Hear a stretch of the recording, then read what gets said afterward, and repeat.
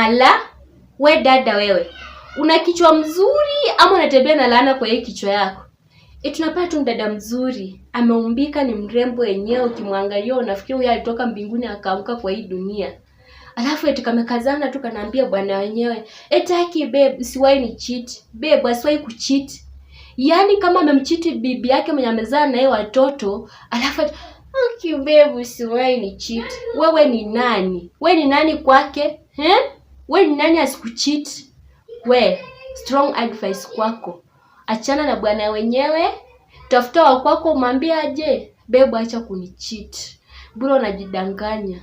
Utarukwa kamba.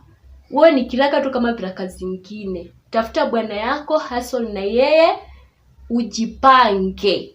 Si kushinda hapo ukisema, okay babe, usiwahi ni cheat na ni bwana wenyewe. Tumia